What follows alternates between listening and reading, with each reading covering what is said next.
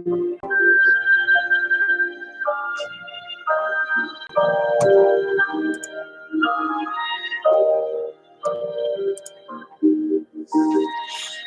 meow! Kitty, hey guys, Kitty here. How's everybody doing? I hope you guys are staying warm, safe, at home, and healthy.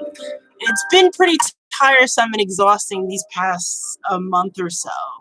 I would have to say it's been pretty exhausting and tiresome these past few days. How's everybody doing? I hope everybody can hear me just fine, right? Okay. So today, oh goodness. Hi guys, are you guys okay? Can you guys hear me at all? And I hope you guys can see my new little friend here. I got a new Eevee plushie. This one is actually custom made of my dear Evolution OC Smorion. So look, he's so cute. He even got graham crackers in its head. So I hope you guys are doing okay. It's really chilly. The winds are really blowing really hard. But yeah, today we're gonna break away from the usual. I know it's been a while since I did a live stream. It's been kind of crazy on my end, trying to balance RL, real life stuff, as well as all the stuff that's been going on and what have you. But I missed you guys. I miss you guys so terribly, and I thought it would be nice to talk about one of my favorite categories, which is basically anime. Especially on Nerd News. So we talk about anime and video games and comic books and anything that's geeky and nerdy that just tickles our fancy. So I just thought it would be nice to kind of go back to one of my roots that I grew up on, which is anime. As you guys already know, or you guys don't know, I'm a huge otaku. I love anime. I grew up on anime when I was little. My mom introduced me to some of the things that she watched, such as the old school Voltron, Gigantor, and my father introduced me to Astro Boy, which at the time, they didn't know it was anime. Only until later on, as I got older and started to basically branch out and start to understand a little bit more of the history of anime, I started pointing that out, that it's basically anime and nobody knew, so I thought that was pretty cool. But probably the reason why is I decided to pick this particular category because I noticed, even though while I was away, there's been a couple of questions flying around in just sheer discussion when I put up my artwork, or I, put on my Twitter post, when I just try to be a little silly and maybe have a little bit of a conversation stirring up and what have you. A lot of people have been asking me about my taste in anime and what is my opinions on various different series, genres, and types. And since this week would have been Anime Boston, so I wouldn't have seen you guys, or I would have seen you in the wonderful halls of the Sheraton and the Marriott Hotel.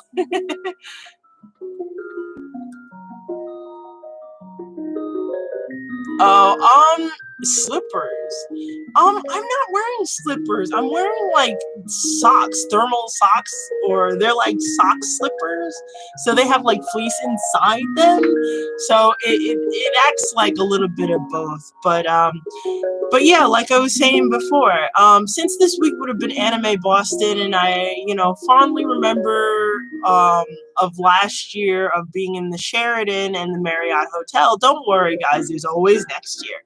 And what have you, I thought it would be really nice if we talked or debated about anime and what have you, just to get our minds in a much more happier and warmer place, so to speak. Yes, they are fluffy, but right now they're like a plum color, and since it's been kind of I've been like sliding all over the place. They don't look as fluffy right now. They look kind of like flattened a little bit. So, but I wear those socks out pretty often. But anyway, going back to what I was saying. So some of you have, by the way, I know some of you had your reserves and, have certain comments to say about my particular selection of anime and genre, which is fine. But remember, this is just my opinion. I like what I like. So, you have your right to, you have your own particular taste, and that's wonderful. But also so do I.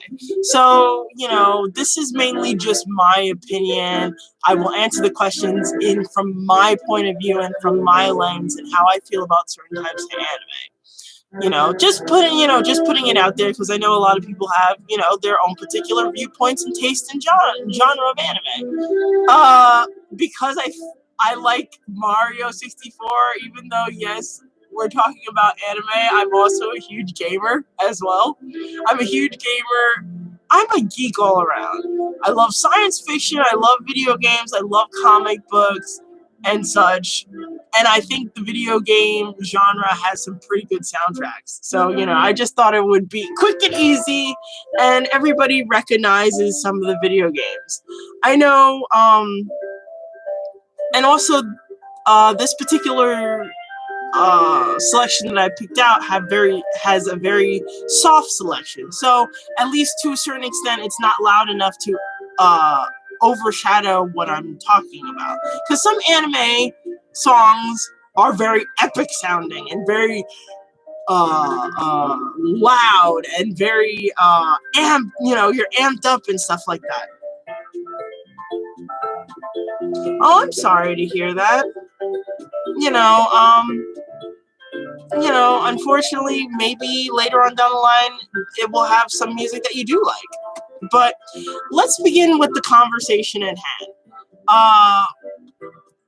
So we're talking about anime and what I think about certain questions. I'll be answering certain questions regarding an anime.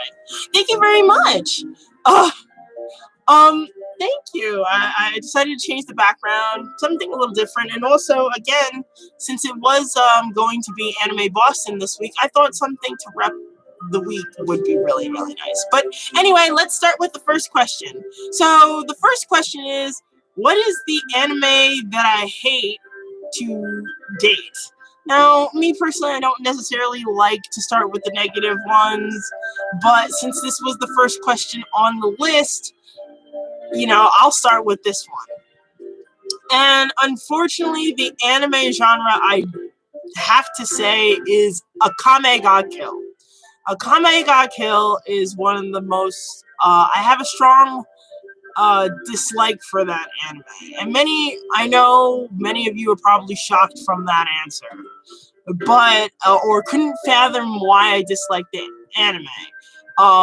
You have wonderful character designs, you have interesting background stories, there are a bit of character development, but my biggest issue is throughout the whole entire throughout the whole entire series is death toll.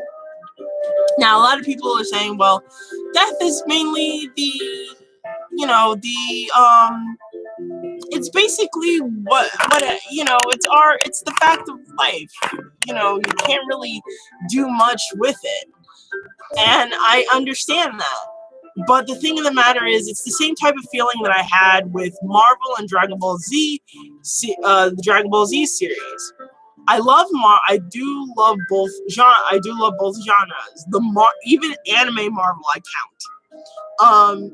Marvel and Dragon Ball Z have a wonderful yet nasty habit of reviving characters. And because of the constant reviving of characters, the stakes of people just coming back willy-nilly, it's hard to actually put in stakes if death means nothing.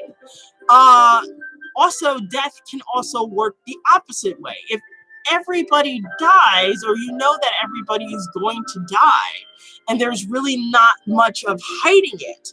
Even though, yes, this is a revolution, but not even in all revolutions everybody dies. There are a decent portion of people that die, but not everybody. And they are shaped by the experiences that they had, whether they have characters that did die, characters that didn't die.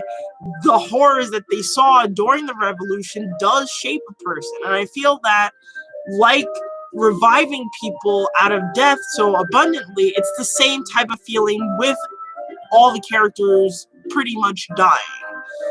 There is no high hopes for them, or it's just very mundane because it's like, oh, well, we know everybody is going to die.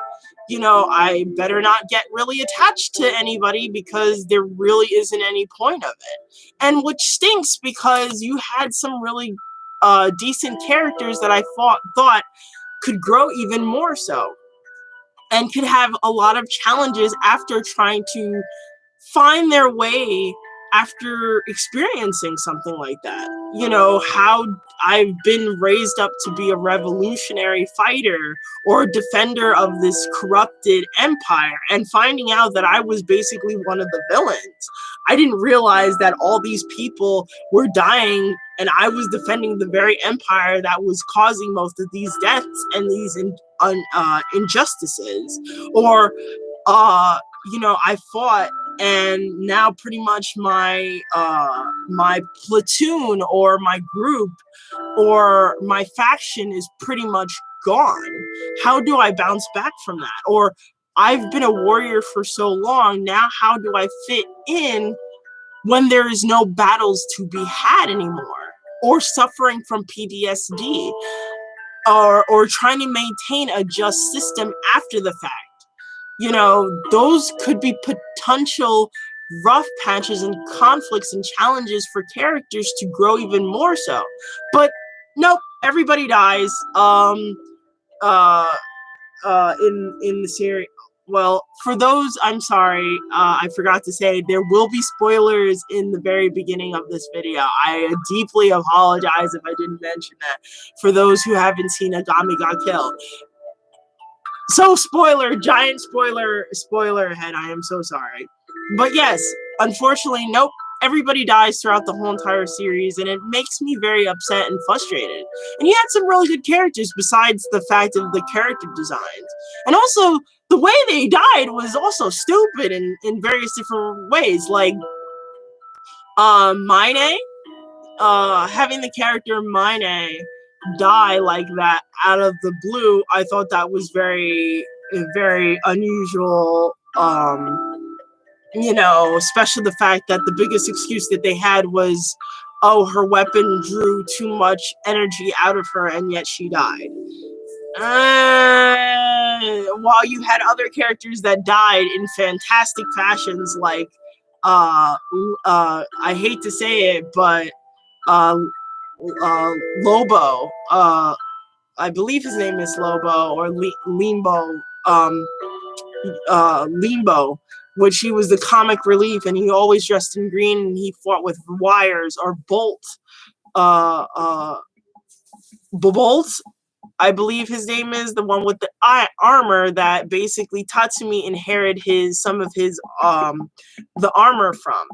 He went out like a true warrior. But like when Tatsumi, I felt Tatsumi basically holding off like sort of like a mecha battle, and then all of a sudden he lost all his powers to maintain the mecha form, and then he gets run over by the giant mecha.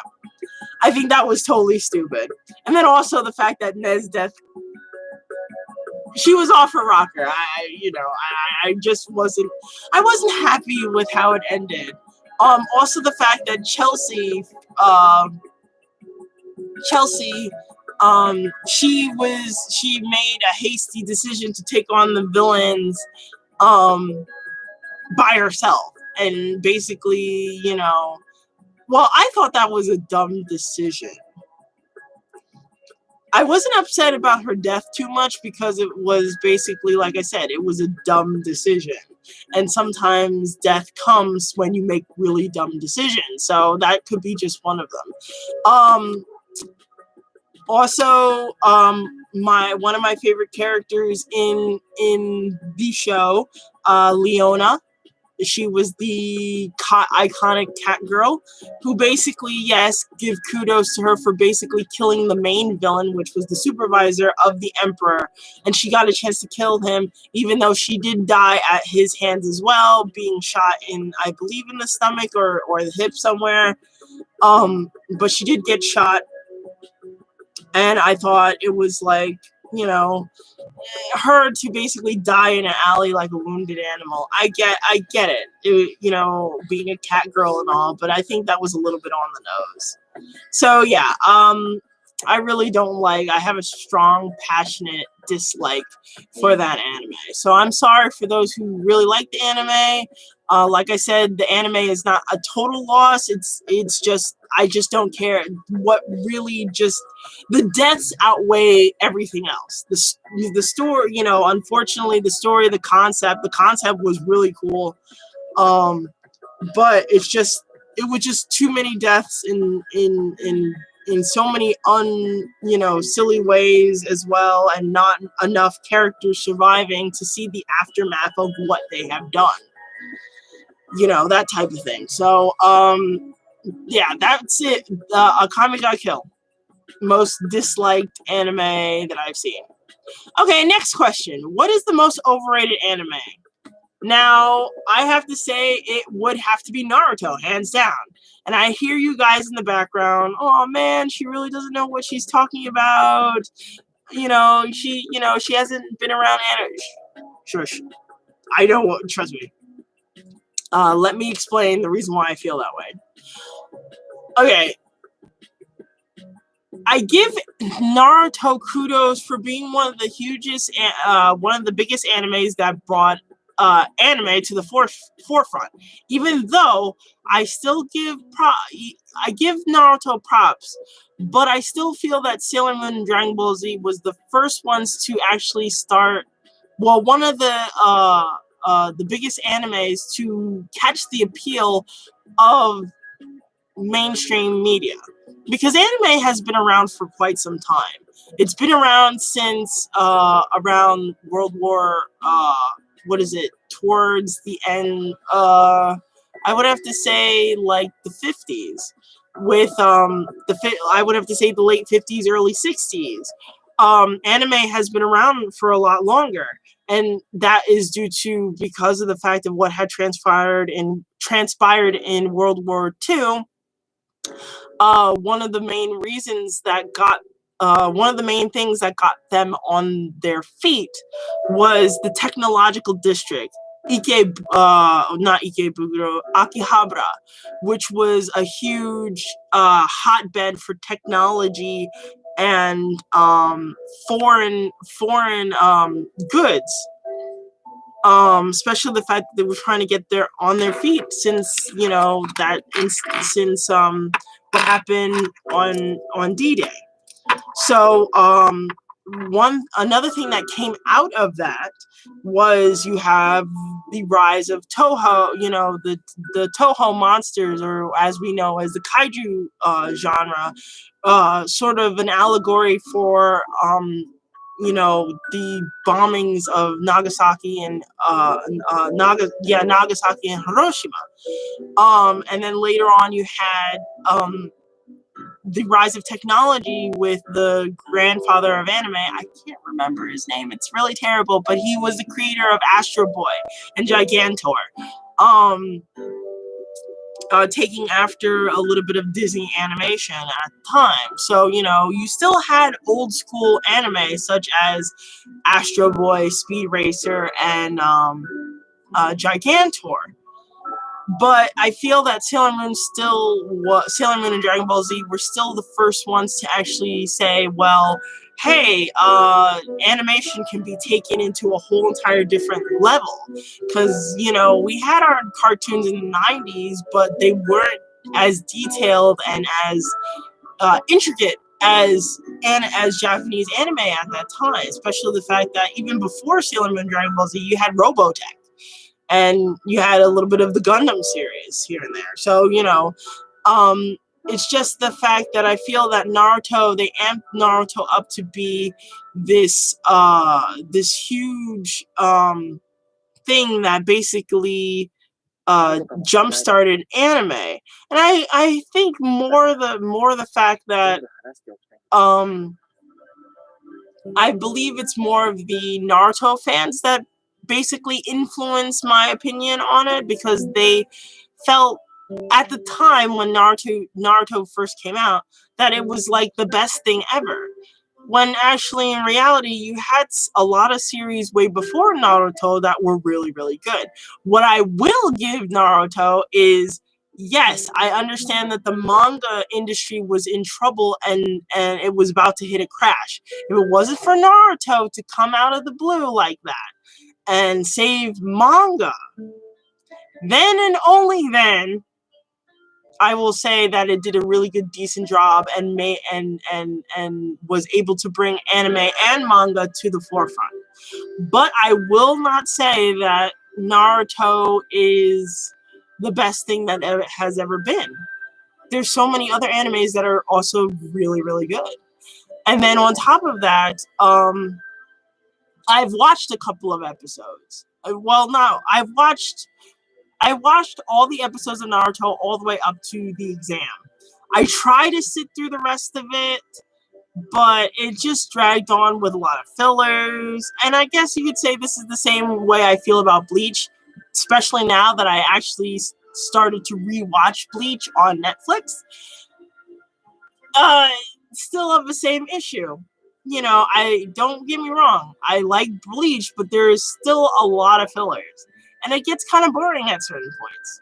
So yeah, Naruto, I give it props and respect of where it needs to be, but I have to say, to be the greatest anime, one of the greatest anime of all time, I think that's a long shot for me. Next question. Anime that I think is underrated. The biggest anime that I think that is underrated is Blue Seed. Now, a lot of people, you guys might not know what Blue Seed is. Blue Seed is an old, I would have to say early 90s, late 80s anime. And it used to come on, what is it? I would say Wham. It would be like HBO for kids at the point. And because, back then anime was considered to be a children's thing, a lot of kids and teenagers of my age were able to access this anime. Blue Seed, believe it or not, is not necessarily kid oriented. The main synopsis of the story is about a princess who is destined to be sacrificed, and she basically has to stop this unusual plant god named Susanoo O, even though it's not necessarily exactly the Susanoo O that we know of from Shinto religion. Wink, wink, nudge, nudge. But she has to basically fight this plant god demon from taking over all of Japan. And in the very beginning of the series, a lot of these demons, or these plant demons, are constantly after her and trying to kill her and sacrifice her because she is one of the legendary princesses, or reincarnated as one of these legendary princesses. And she is protected by actually one demon boy named Kusanagi, who later on has a crush on her. They spend time together. I would have to say this is, I won't say it's similar to Inuyasha. In a way it is, but in a way it isn't, because of the fact that it's a lot more darker, because a lot of people do get killed in this series, mainly side characters, but a lot of people do get killed. But unlike Inuyasha and Kagome, Kagome is, the best way I can describe it is, even though, yes, there are many times where Yumi, I believe the character was named Yumi. Yumi did have the princessy trope, but it was, her personality was more of like similar to Sailor Moon, if anything. She was a very bubbly, go lucky schoolgirl. She wasn't as bossy as Kagome. She was basically, she helped out the demon boy as well as the demon boy helped her out in return. There were many oh my goodness, I cannot speak. I am so sorry, guys. There were many times where she protected him, he protected her. Also, she had a little bit more of a rogues gallery regarding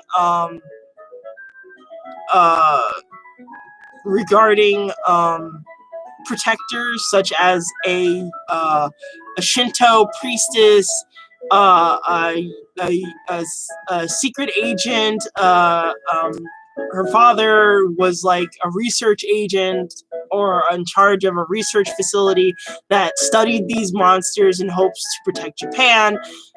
There was a lot of threads to this, and it was just a little bit more interesting. It was, I guess you could say, it was the first time I was exposed to Japanese folklore, so this was a little bit more like it was more like similar to Inuyasha, but Inuyasha in more of modern day than feudal Japan.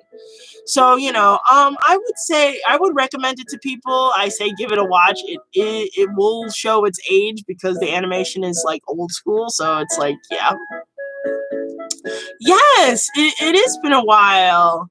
Like I said, I thought it was nice to actually do something different. And since I haven't seen you guys, I miss you guys so much, and just wanted to talk about one of my favorite topics. So nice to see you, little mango.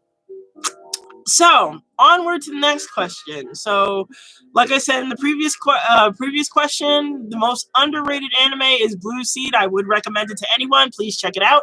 It's really cool. It's very interesting. It has a very interesting take on the princess and the demon protector relationship. I say give it a try. Like I said, it will show its age.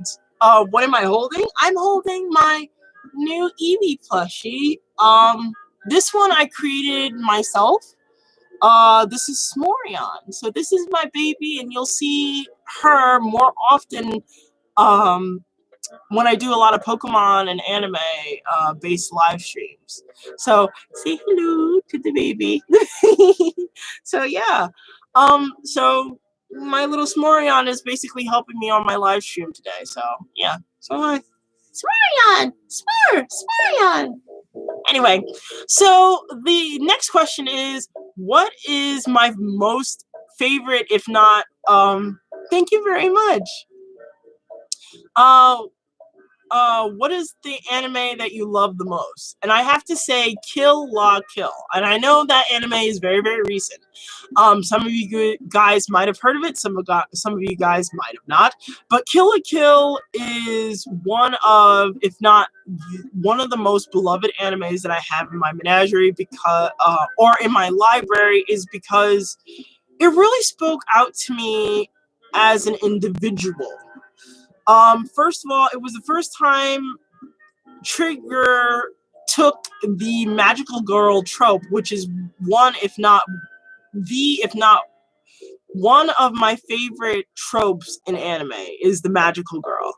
And later on, as the live stream continues, you're gonna see why. So Kill la Kill took a old concept that I love very much and basically turned it on its head and added and breathed new life into the concept.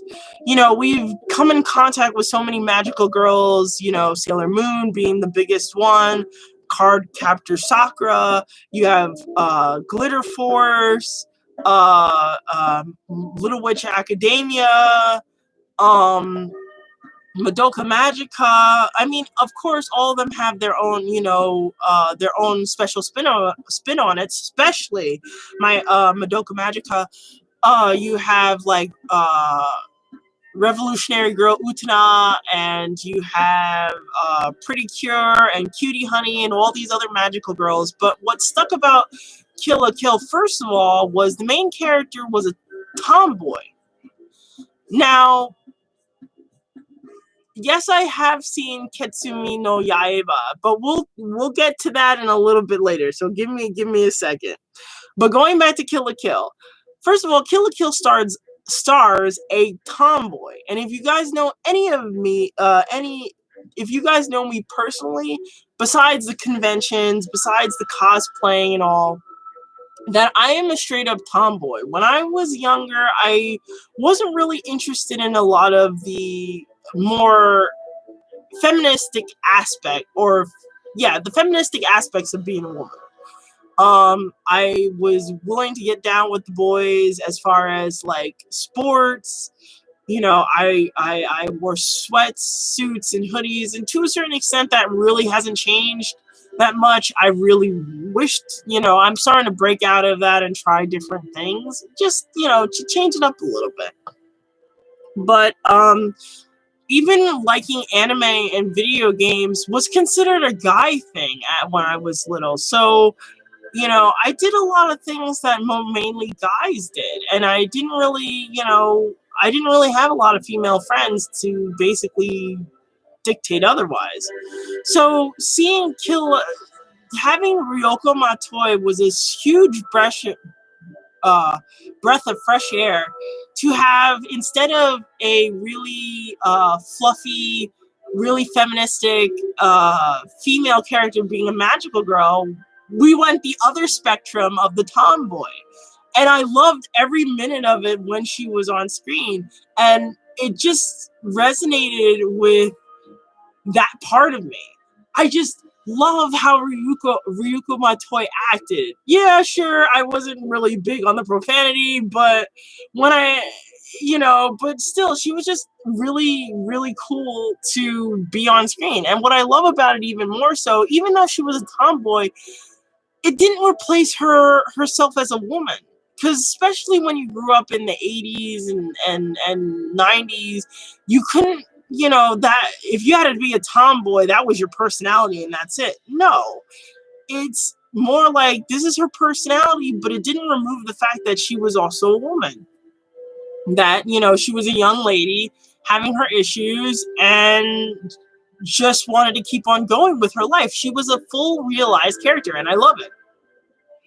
Ooh, watch it. Big warning again. If you guys didn't hear in sort of like semi beginning of this live stream, there will be spoilers. So if you guys don't want to hear, either you guys mute my live stream like soon, or you can go and come back. Because if you guys haven't seen any of these animes, I would recommend you guys, you know, watch any of them. Watch even the ones that I don't necessarily care for, Akame ga Kill and Naruto.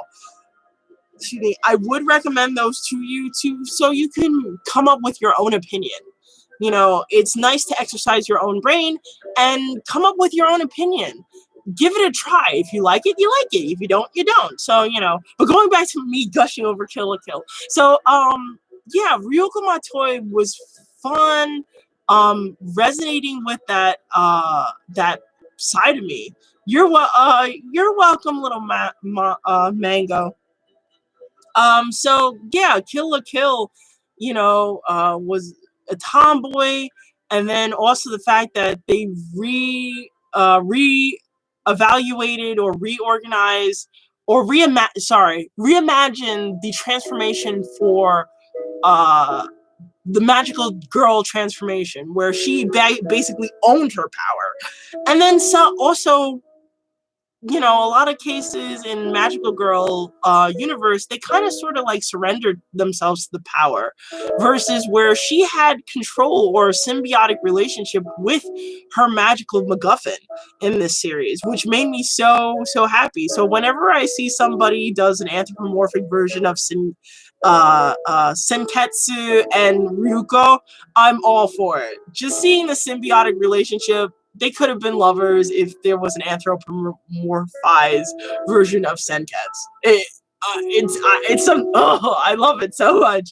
But and also there is a huge line in Kill la Kill, not said by Ryuko Matoi, but mainly by the one of the main antagonists, sorry, not protagonist, antagonist, Satsuki Kiryuin, where she goes into this huge tangent about the puritanical viewpoints of society. How you're so focused on what everybody else thinks about you, versus if you're so focused on your goals and getting from point A to point B and not wavering, then you're you are pure in your ambition. You're not deterred, or you're not poisoned by the idea of others. And she went into this huge tangent about basically, if you were to look at it through a feministic lens, it's basically talking about the male gaze. That if you decide to dress any way you choose, whether dressing very conservatively, or very openly or liberally, if you choose to be wearing scantily clad, or outfits that are close to the chest, or if you wear just to make yourself happy, or you're wearing something to catch the eye, either way, it's your personal ambition, your personal drive, and no matter what you're wearing, you shouldn't let anybody deter you from your goals. And of course, I'm paraphrasing. The way she said it was so much more expressive and very passionate and direct. And I loved it. I loved every minute of it. And even though, yes, Satsuki Kiryuin really grind my gears throughout the show, which, by the way, that means they've written her very, very well. That speech really called out to me. And for the longest, I never wanted to do cosplay. I wanted to do cosplay, but I was always afraid to. So you could say this anime not only resonated with me on a personality level and really enjoyed it, but it also called out to me to my love of cosplay, and how I was so worried about my figure. How, I'm so worried about how people would perceive me because I wore certain outfits that were either scantily clad, or some people say, well, you're too heavy, you can't wear that, and such. And basically, my love for cosplay is just embodying characters that I really admire, characters that I really love, characters that I wish I could be, later on down the line, or continue to have that emblem of hope in my life. So, in a way, because of Kill la Kill, it gave me new eyes to see through of what my love for anime is all about, what my love for my art is all about, what my love for the community as a whole, as an otaku, as a geek, as a nerd, as a artist or an animator.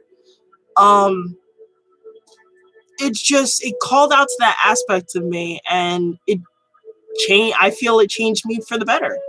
So, if anything, I love Kill la Kill so much, and that is the huge reason why I love it so much. It resonated in me way too well, and it was just great. So I would recommend that anime to anybody, especially if you wanted to. I understand it's kind of crazy, and I understand some people might feel a certain way about it because there's a lot of nudity and sexual overtones and undertones and such. Trust me, it took me a while to actually notice, because of the fact that I was like, oh yeah. I looked at it. I'm very literal, so a lot of cases, a lot of the jokes kind of flew over my head a little bit. So, it took me a while, but yeah, it's a really good anime. It's a really good anime. Hold on a second, because I'm doing all this talking and I'm just like, water break. Okay. So, So moving on from me gushing about Kill la Kill, the next question is, what is the anime that you can watch over and over and over again? And the biggest anime that I could safely say that I could watch over and over again and never get tired of is Hellsing. Now, I know some people would be like, well, that's very interesting. You went from the fluffy, from the wonderful, loving, and combat-driven Kill la Kill to one of the most darkest animes known to man. Hellsing. Hellsing has a soft spot in my heart because well, it introduced me to my first husbando. I have to say, it introduced me to my very first husbando, but that's not the one of the reasons why I love Hellsing is the characters for most of all. Yes, my husbando takes the cake for most of it, like at least 50% of the reason why I like this anime. But I met the writer, I met the cast of Hellsing, including the voice actor who plays my husbando. But besides that, Taliesin, who is responsible for the writing portion of this wonderful anime, he just has a very interesting mind. Also, the characters in itself are all interesting. You have such powerful women characters in there. You have a very interesting OP character in there. Especially the fact that nowadays a lot of OP characters are at times a little bit on the one note side. They don't really change in personality or growth. I mean, yeah, sure, some people might argue that the main protagonist, Alucard, doesn't really change throughout the show. But to a certain extent, he does and he doesn't. He's still cruel. He's still a megalomaniac. He's still completely insane and battle hungry and just he's just all over the place. Despite the fact that he does have times where he's a little bit more, I won't say reserved, but a little bit more in restraint. Let's just put it that way. But there are certain aspects and certain layers throughout the whole entire series that they tacked on versus the first round of Hellsing. Which, by the way, when I refer to Hellsing, I'm talking about both series. I'm talking about the original Hellsing and Hellsing Ultimate. Hellsing Ultimate added more layers to Alucard, versus the original one, where it basically, in my opinion, that first season or the original Hellsing was more of an introduction to the Hellsing universe. So, yeah, sure, Alucard doesn't show a lot of growth, but he does have a lot more layers exposed. So I thought that was really cool. Oh, hi, Kid Anime. How are you? Everything is going okay, a little bit busy. I'm a little tired, but I just wanted to share this wonderful list and just go over a little conversation about my favorite topic of anime. So, yeah. So that's what we're basically doing here today. And right now we're talking about what anime I would watch over and over again, which is Hellsing. One of the most interesting characters throughout the whole entire series not only is Integra, because you get to see her stripes as not just only this very intellectual, very strategic, as well as headstrong woman, but she's also battle ready. She's not like this stuffy rich kid that basically sits on the sidelines. She does get herself dirty a little bit from here and there. The biggest fan favorite throughout the Hellsing series, and I can completely understand why, is Sarah's Victoria, because she shows a lot of growth. She went from a scared, measly human to a headstrong vampire, or as Alucard would say, a Draculina. Especially the fact that a lot of cases we don't see this a lot in female characters, especially female vampires. that usually female vampires are very overly sexualized, and that is it. They went from very quiet to quiet, mousy women or subdued women to these sort of like one note, hypersexualized creatures. Well, Saris doesn't really doesn't show any of that. She shows a lot of conflict of what is right and what is wrong, and she comes into her own later on when she actually has to come across a very tough decision to make later on in the series.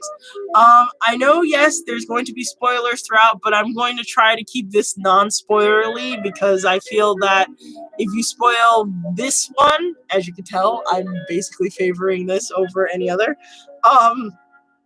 If I spoil it, the emotional impact of Saris's changes might be called into question if you guys ever get a chance to see this anime. This anime is very dark, very heavy, comes across with quite a few twisted ideas, and I think that's also one of the reasons why I liked Hellsing so much, is because it was the first time being exposed to something very, very different. I was used to a lot of the fluffy anime such as Tokyo Mew Mew and Sailor Moon and Yu Yu Hakusho and Rurouni Kenshin and Dragon Ball Z, where there were a lot of characters where they were, you know who were the good guys, you know who were the bad guys, and that is it. You know, it's pretty straight and narrow. While in Hellsing, the main protagonist is a megalomaniac murderer. He's not, he's, if anything, chaotic. He's chaotic evil, if anything. He is a force of nature that should not be trifled with. And then also the only reason why he hasn't basically devoured the whole entire world is because of the fact that he owes his allegiance to the Hellsing organization, led by a woman that basically tickles his fancy, if not invokes the same passion of battle and warfare as much as he does back in his heyday. So that's usually the biggest reason why Alucard hasn't really done anything too crazy. Too crazy. I'll just keep it at that. So it's basically Integra who's keeping him sort of like centered a bit. So but yeah, Hellsing is just very different and was definitely different from the stuff that I used to watch when I was a kid. So it was Hi Justin, how are you? Anyway.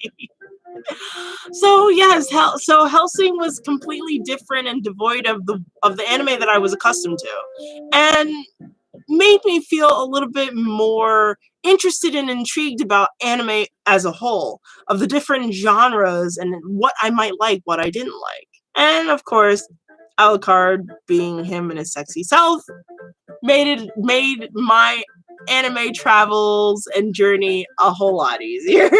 So yeah, that is the reason why I feel watching the Hellsing is the anime that I would constantly watch over and over again. That's my reasons. The anime that made me fall in love with anime. And funny enough, the biggest one, and I have to say it was a little bit of a tie, to be honest, even though I do have it here, one particular anime, but you guys shouldn't be surprised because both of these animes are from the famous studio Ghibli. Or Ghibli, depending on how you want to pronunciate it. But these two anime movies, I would have to say, would be Spirited Away and Princess Mononoke. Princess Mononoke and Spirited Away are just beautiful visuals. It made me want to strive to make my own world. Just having those particular two animes hark on a different perspective of what a fantasy world looks like.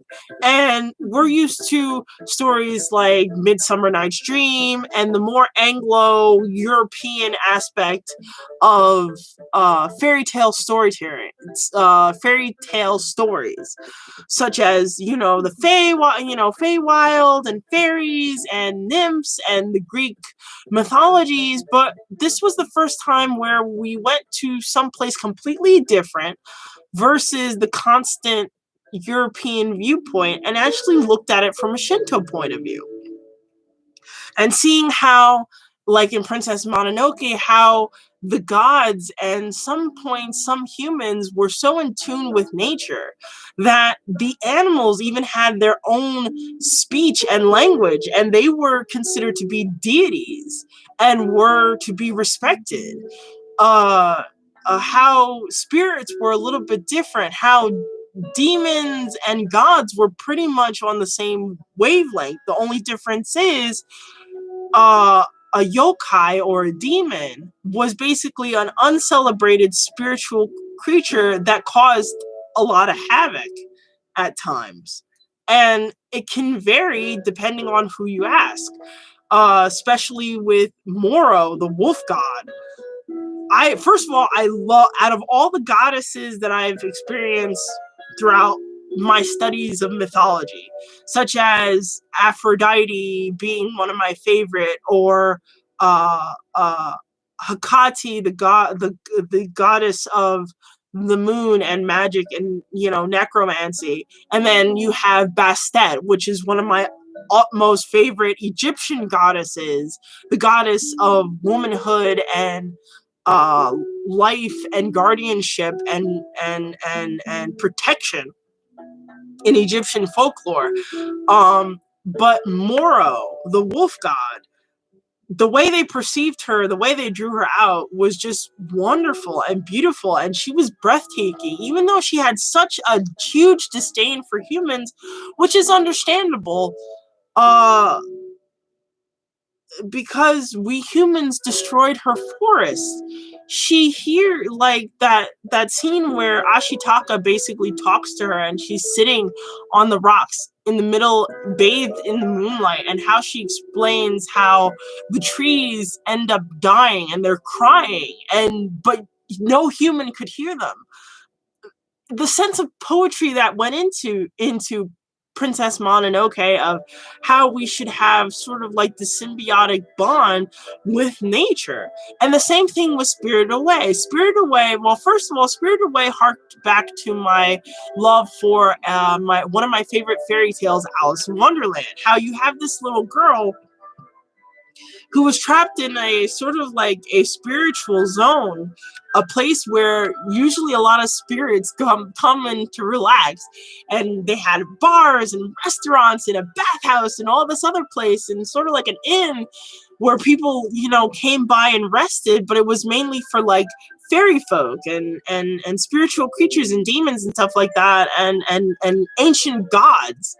I thought that was a really cool concept, a concept that I never really thought of, and how that they share a lot of similarities towards us as well. They just have a lot more resources to work with and have a lot of more power. And the animation and artwork, gorgeous, just gorgeous, just gorgeous. That's the biggest thing, that's the word that I can just describe it, is that it's gorgeous.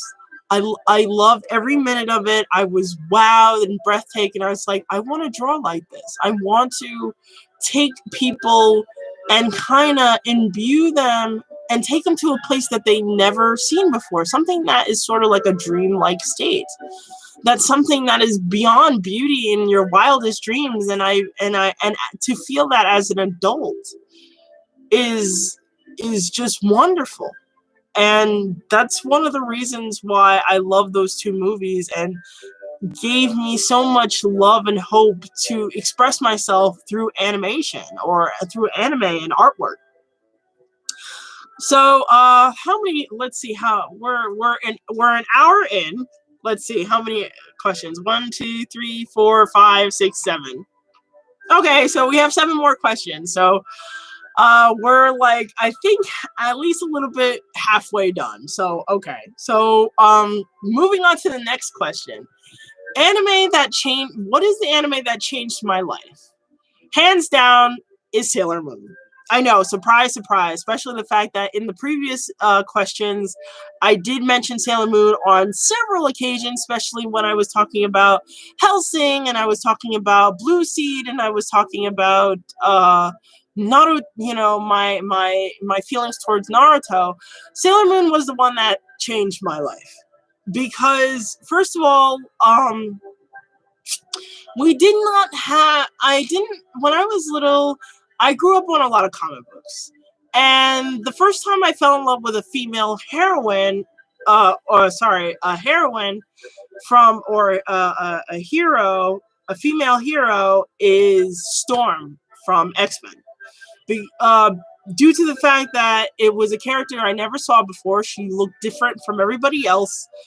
She not necessarily just because she looked like me, it's just that she was different. And then also the fact that she had sort of like this motherly bond with every other character. And she was second in command. So, you know, it was different to see a female character take charge and be relevant, to be in such a position in the main eye for once. When, you know, a lot of cases, you know, I don't get me wrong, for all the other comic book fans, I did like Spider-Man. Spider-Man was the very first superhero that I ever come in contact with. No, I'm sorry. Thor was, but I knew Thor was more my father's favorite. But Spider-Man was like my all-time favorite because I love the 90s cartoon. My cousins introduced me to Spider-Man more so. And also Spider-Man jumped from comic to comic, making guest appearances and what have you. But how does this pertain to Sailor Moon? Well, it's because to actually have more female characters that actually were in the forefront, and also the reason why this character changed my life is because this anime made me I ended up having a really close bond with my mother because she and I used to watch this together and we would gush over several of the characters, and some of them were cute, and it was a way that I was able to fill that void of female bonding, sort of. And then on top of that, it inspired me to do artwork. The stuff I do for most of the time when I'm not working at my more 9-to-5 job. My side business was basically is drawing. I make I do commissions, even though my long-time goal is to make a series of my own and have my own anime or animation studio. But Sailor Moon really changed my life because not only the fact it formulated a bond between me and my mother, also the fact that it gave me more hope and more female characters to look up to besides besides Storm. Sailor Moon was, she was it. And then later on, I had other comic book characters, but between Storm and Sailor Moon, those two were my first. And I hold those of high regard. As far as the top 3 female heroes, it would be Storm, Sailor Moon, and Felicia from Darkstalkers. Each and every one of those really put an imprint on what I do now. That I have characters that I design harking back all the way to those days of celebrating diversity and being and femininity and being as just loving yourself as a woman. For me, because of course everybody would say Sailor Moon. For some, it was just a nice romp. Others exposed them to a huge world of anime. For me, not only it exposed me to a huge love for anime, it solidified bonds with people that I love even more so to this day. And to be proud of who I am as a woman, as a creator, as an anime fan, as a anime artist. Sailor Moon was it. Sailor Moon made that huge imprint, and I wouldn't trade those experiences for the world. Sailor Moon was it, and I loved every minute of it. And to this very day, I have almost all the DVDs. I still am in hunting of the last few, especially the fact that they recently dubbed the Sailor Moon stars. So hopefully next year, when all this is over, and cons are back in full swing, maybe I'll get a chance to find the last two bits of the Sailor Moon season. And yes, I know a lot of people might have an issue with it, but I do like the English dub, and I'm not talking about the English dub that we have recently. I'm talking about the old Canadian dubs back then. So yeah, Sailor Moon was it. Sailor Moon was it that changed my life. And yeah, so thank you, Naomi Takeuchi, for making this wonderful, wonderful series. I would love to meet her in person. That she created a moon sovereign within me. So, you know, thank you for that. She, again, saving grace, because, you know, also the fact that I didn't have a lot of friends. And Sailor Moon was definitely a way to kind of give me some kind of hope that eventually I'll have friends. You know, Sailor Moon really hits me here. It really does. It really does. So moving on to the next question before I get teary-eyed and such. The next question is anime that surprised me. Now, this anime is a little bit more recent.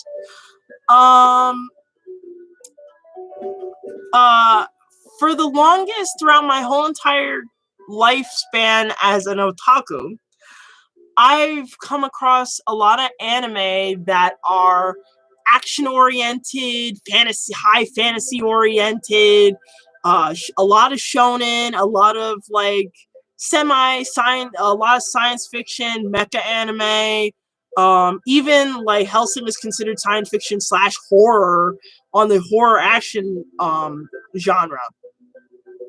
This anime, however, is the first time that I actually sat through a slice of life and actually liked it. And it's called Anohana, the flower we saw that day. Now, this one is a little, not only it surprised me, it did play a huge part in my healing process in a way. Because you see,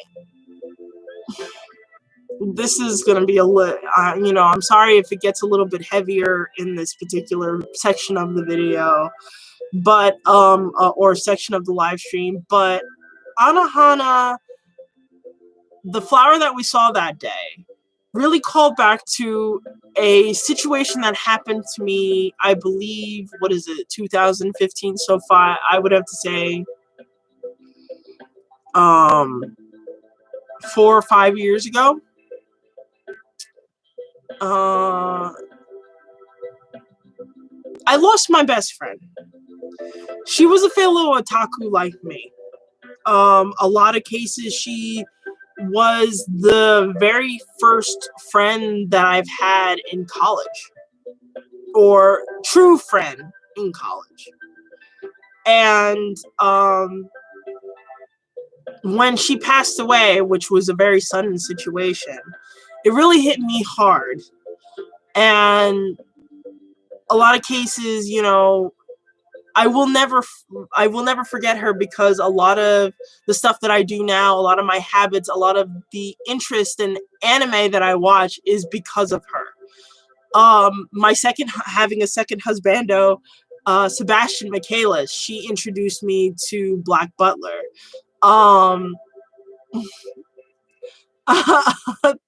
Thank you very much. Oh my god. I'm sorry. I'm trying to be like serious and optimistically cynical. Nice to see you. Thank you for coming to the stream. I really appreciate your entrance. But going back to what I was saying before, my friend who passed away, God rest her soul, she introduced me to a lot. Black Butler being one of my top favorite animes, and How's one of my second husbando, Sebastian Michaelis. That was her. My love for Panty and Stockings with Garter Belt, that was also her as well. Interested in Daikumaru pillows, fangirling, traveling to different conventions other than the ones in my state. She exposed me to all that. She was also one of my biggest fans when I started doing cosplay. And she supported me a lot with my artwork. She actually wanted to be one of the first people to get the first copy of my manga when I finally printed it out, which I'm working on. I'm in the process of working on it. So if you guys want to check that out, of course, shameless self-promotion, check out my Patreon page at the very bottom. But no, but the fact of the matter is she was a huge influence. She got me into Vocaloid. She was into, she got me into Persona, Blaze Blue. We fangirled about Kingdom Hearts together and Final Fantasy. And yeah, she was a huge influence to me. Especially in my love for otaku culture. Now, you guys are probably asking, well, how does this apply to Hana, the flower we saw that day? The reason why it's mentioned is because it is a story about grief and how people try to move on from when they lost a dear friend or a loved one, and how you have different characters reacting to that loss and how they try to cope with that. And I have to say, this anime was very heartfelt and helped me realize that there are plenty of other people that feel the same way as I do, and finding various different ways to cope with it. There's nothing wrong with that. There's both a healthy way of going about it, and then there's a negative way of going about it, and it shows in this anime. It shows both the good and bad of grief, holding on, not able to move on, people that have moved on, and it was very heartfelt. It was very heartfelt, and I would recommend this anime for anybody who's going through a tough time, who lost a family member, who lost a close friend, a sibling, anybody. This is a wonderful anime that expresses and teaches how one can possibly cope with that type of loss. And I thank the person who was able to show it to me, who was able to understand that feeling that I had for so long for the person that I lost, for my best friend that I lost. And excuse me. Sorry. So yeah, I really appreciate that anime, and I'm not expecting another season. I'm not expecting it, to carry on. This was a very good anime of how to relieve and cope with those losses. So I would recommend that anime to anyone. It's a beautiful anime. It also gets me to watch more slice of life versions and giving them a chance, and just widen my scope for my love for anime again. And I I love that. I love when I rediscover something that I really really like, or a genre that I really like. So Anohana, Flower I Saw That Day, I would recommend that to anyone. So that anime definitely surprised me and hit me here. Like Sailor Moon, like Kill la Kill. It really hit me in the cortisone, the whole cortisone. So I would recommend it. Okay, so I went into two really emotionally driven animes. For me at least, Sailor Moon and Anohana, the flower we saw that day. But here we're going to do something a little bit more goofier. The next question is guilty. What is your guilty pleasure? Oh God, do I really gotta talk about this guilty pleasure? My guilty pleasure is called Diabolic Lovers. And probably all of you are like, oh my goodness, that anime, it's so bad. And yes, I have to agree, that anime is so bad because of the fact that it's mainly cheesecake. It's cheesecake for those who like dark romances, mainly supernatural romances, mainly vampire romances, or more like more of dark romances, if anything. If you're more of just dark romances, if you're interested in that type of thing. Diabolical Lovers really doesn't go into a huge storyline. They have like a little story, and they don't really go into the character. I mean, they go into the characters, but there's no character development. It's just a lot of cheesecake. It's just tons and tons of cheesecake for those who like dark fantasies and vampire fantasies. Really on the surface vampire fantasies. Because the anime is technically used as an advertisement for a particular not how I would have to say like they're like game novels. They're the Ultimate games. The Ultimate Diabolical Lover series. They have several games out, including drama CDs. So basically, this anime was used as sort of like an advertisement for the series, for that Ultimate series. So it's like there's really not much going on here, if anything. So, do I like it? Yes, because it's so cheesy, and I like vampire dark fantasy. So sue me. So there's really not much to talk about this anime because it's just like I said, I wouldn't recommend it because it's a required taste. It really is a required taste. It's not for everybody.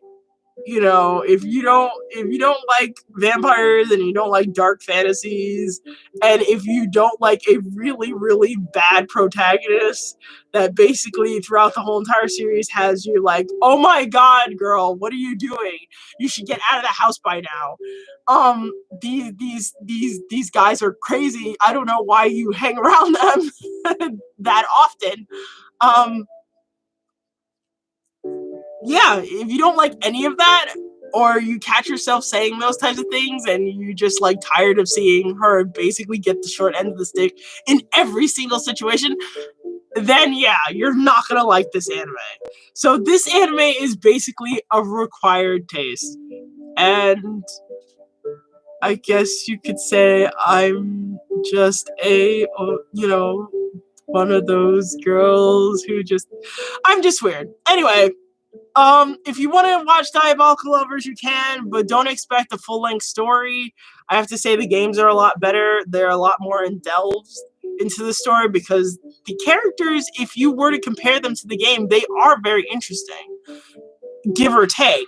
But of course, when you're using it as when you're using an anime as an advertisement, a lot of cases you're not going to get a full-length story. Excuse me, I had to clear my throat. Don't worry, I'm not ill, so don't worry about it. But yes, it's definitely acquired taste. It really is. So yeah, you're not going to get much of a story from this particular anime. If you want to watch it, you can. It's up to you. They have 2 seasons. I think there might be a 3rd season, but it might be a while because of, you know, what's been transpiring. A lot of the anime has been postponed. So, you know. So moving on to the next question. We're almost finished, guys. We're almost finished. So, the next question is an anime I should have seen by now. And the anime that I should have seen by now, or I feel that I should have seen by now, is Oren's Host Club. Oren's Host Club has been around for a while. I heard it's very, very funny. I've seen a couple of episodes and I was rolling in tears, like I was crying in tears and such, but I didn't get to finish it in its entirety because technically with my other friend, I was supposed to watch it with her. And the thing is, we haven't seen each other in a while. So I promised that it's one of those animes that we were supposed to watch together. And we're almost to the end of it. But since I haven't got a chance to spend time with her, I haven't got a chance to really watch it. Of course, the guys in Orange Host Club, Honey Senpai, Tamaki,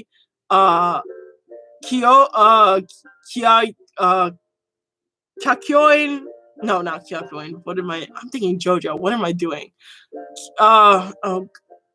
Is it Kuya? Kuya. Yeah, Kuya. All of them are really hilarious. They're funny. The main character, I keep forgetting her name. She's really funny because I love the fact that she's just like this, not passive aggressive, but she's more of this person that's like very I guess not melancholy, but just she's trying to understand the wildly world of rich people.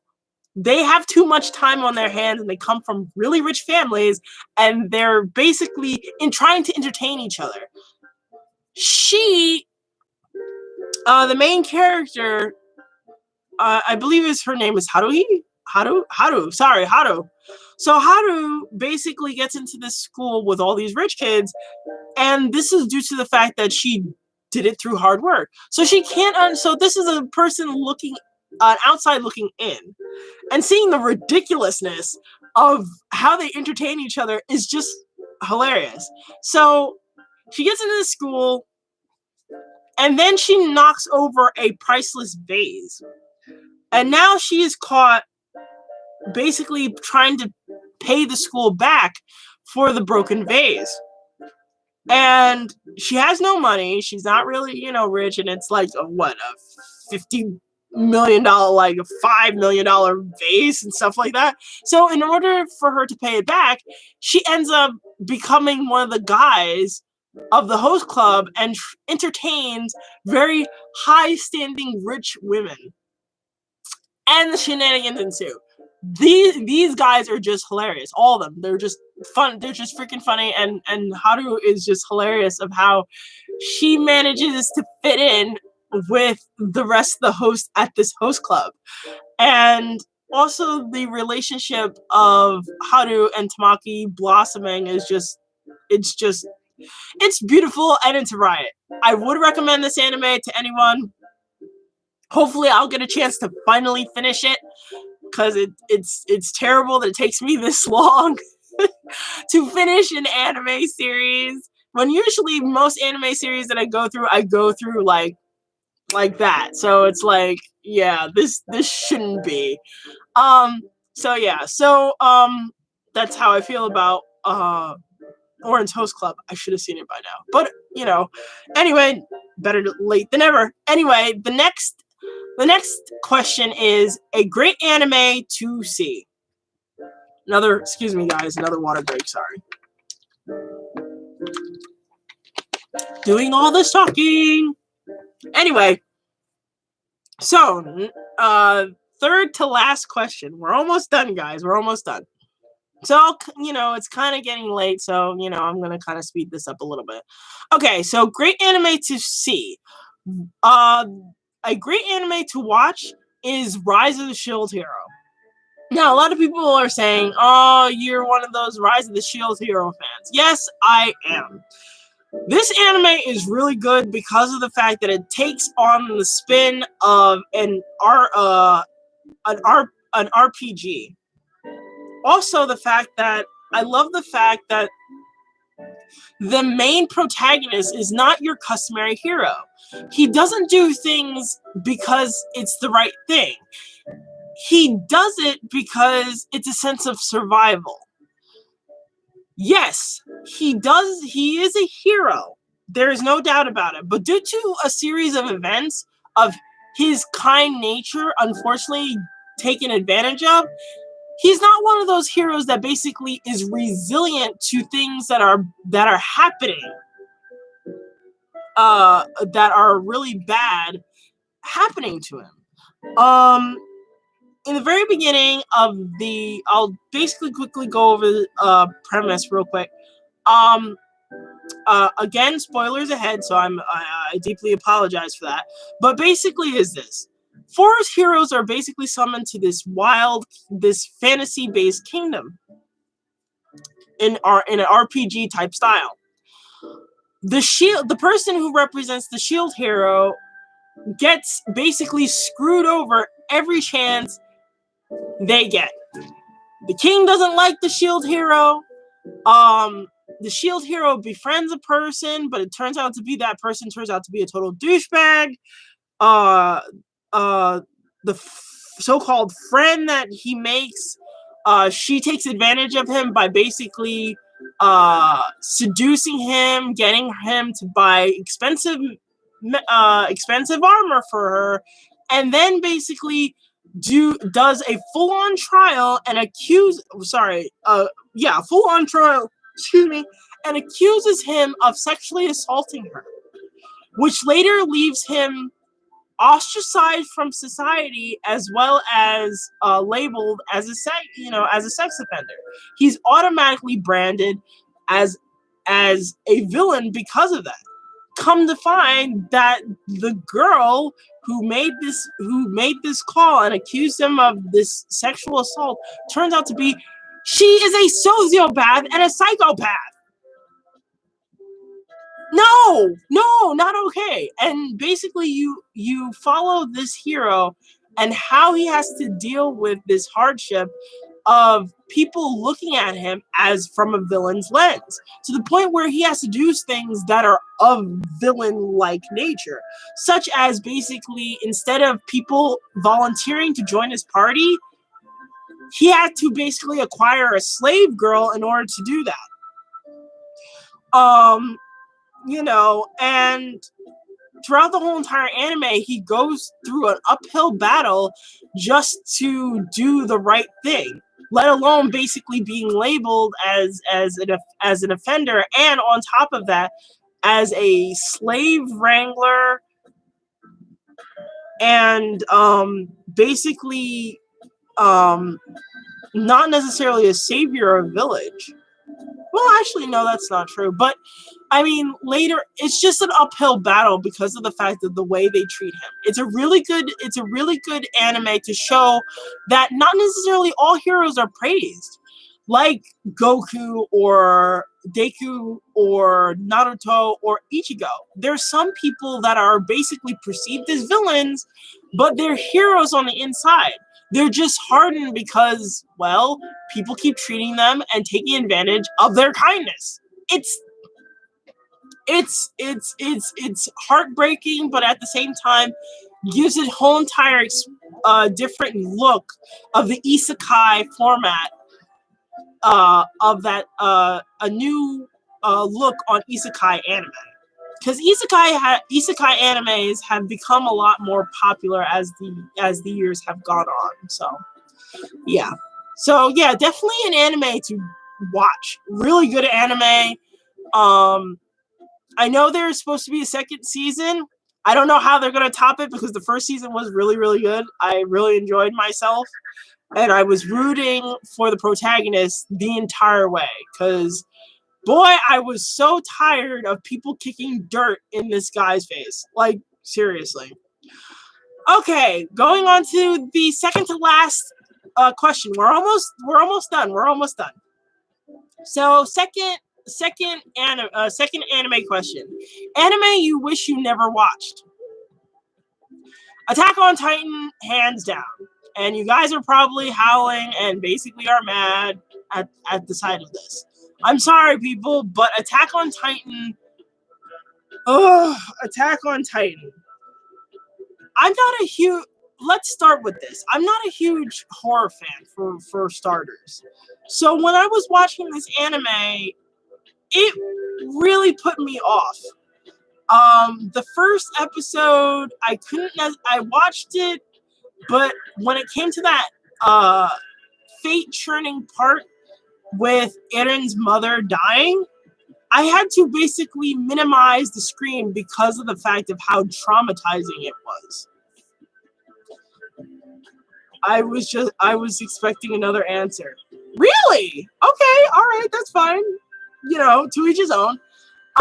Yeah, but I had to minimize that screen because of the fact of how Eren's mother was basically eaten. And I couldn't handle that. And I was like, okay, fine. That first episode was rough.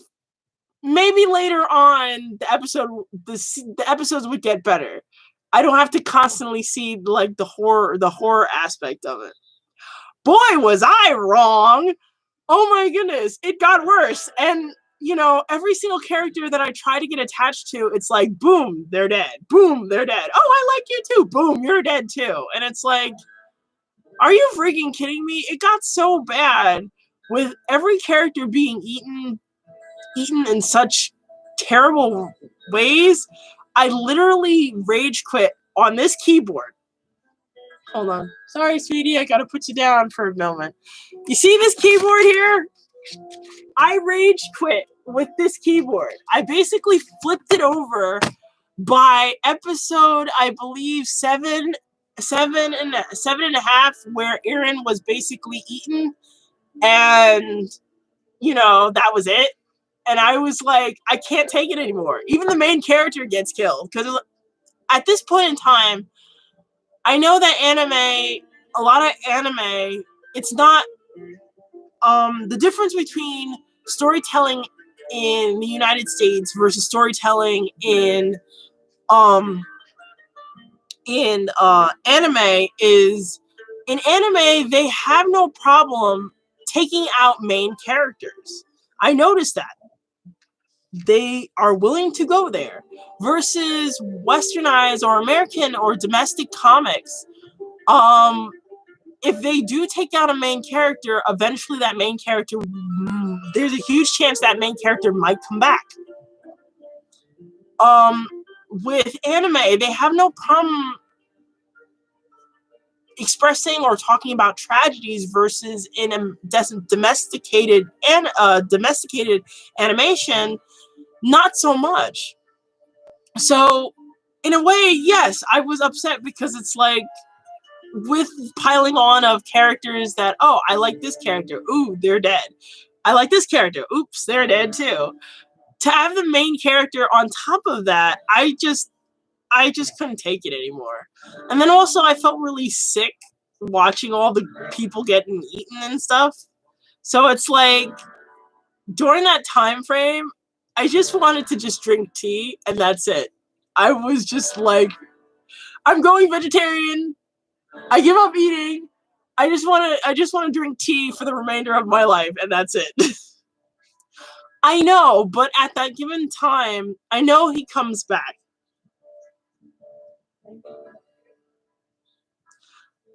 I know he comes back.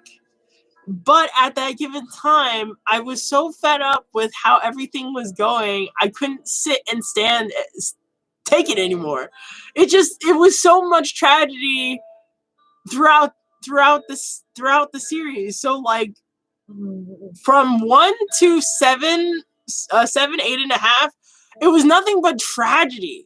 Yeah, sure, they had one episode where they did training, but from the story of Misaka, how her family got murdered and was rescued by Iren's family, and then also all the tragedy of all the people basically being eaten, crushed, and such. It's like, I couldn't take it. I couldn't take it. There was like no light in sight. And the destruction of Iren just basically twisted the knife a lot more so. So I was like, you know what? I can't. If this is going to be how it is for the remainder of the series, I can't. And then also at that time, they already showed a video of what the original ending was supposed to be like, where everybody in the core was supposed to die, but because of the popularity of Misaka, Iren, and Levi, that they decided to change, or the writer decided to change the ending. So, seeing all that, I was like, I can't. I really, really can't. I just can't. I cannot take it. No. I'm not going to. And that was the first time I actually started disliking anime, or every single anime that I ever watched, I liked in some shape or form. Like Gundam Wing. It was different. I wasn't used to the mecha at the time, and the animation, and also later on as I got older, the political intrigue was always interesting. Also, Duo was my favorite character. He was over the top and ridiculous with his Gundam, and the fan fiction, okay? Fan fiction. So, what else? I told you about Blue Seed, Silent Mobius, Soul Eater. I have a long laundry list of different anime that I watched over the years, and every single one of them I adored in some shape or fashion. Attack on Titan was the very first anime that I didn't like at all. That I was sick to my stomach, and I didn't know anime could actually make me feel that bad. So, yeah, Attack on Titan. I wish I never watched it. I really didn't. A friend of mine at the time recommended to me because he thought for some reason I would like it. Nope. No, not at all. So, yes, I wish I never saw that anime, because at least I would have no blemishes on my list of anime that I've watched and enjoyed. Which, by the way, may I mind you, before I actually did this listing, beforehand, I wished Akame ga Kill and Attack on Titan were actually switched. That I hated Attack on Titan over Akame ga Kill until I actually really sat down and thought about it. That really Akame ga Kill, I had a strong dislike for, because of the fact of how the writing was, and how everybody basically died at the end, when actually in reality the ending could have been better, and everybody didn't need to die. There could have been some people who survived. I'm sorry. Gundam is God fact. I do like Gundam. G Gundam, SD Gundam. I know SD Gundam is not really popular because of the fact that, it's a parody of Gundam, but it didn't make it less cute or funny. So, But yes, I wish I never watched Attack on Titan. And last but not least, finally, the very last question, and and this question will wrap up our live stream, because this one is actually the longest live stream I've done thus far. So yeah, but last but not least, the anime you wish there were more seasons of. And the anime that I chose was, and this is an anime I don't think is well known, is called Cyrus the Jaeger. Now, this one I think came out at least 2-3 years ago, which talks about a werewolf a werewolf vampire hunter. And the reason why I wish there were more seasons, not only because of the fact that, you know, me, Supernatural, love vampire stories and stuff like that, is the animation is so beautiful. The fight scenes are ridiculously intricate. I love Yuli, the main character, and I just want to learn more about the universe. You know, now that man, mind you, spoiler alert for this anime. If you guys don't want to spoiler alert for this particular anime, I recommend you guys clear the room or just mute the mic for a little bit. But for Cyrus the Jaeger, for me, especially at the end, the way they ended it, where the main antagonist for that season was Scrunch, Yuli took the magic MacGuffin of his family, and now he owns guardianship over the magic MacGuffin. But now every single supernatural creature will be after him, including the vampire faction, because he killed a vampire lord. So I want to really know what becomes of this. Now he's on the run.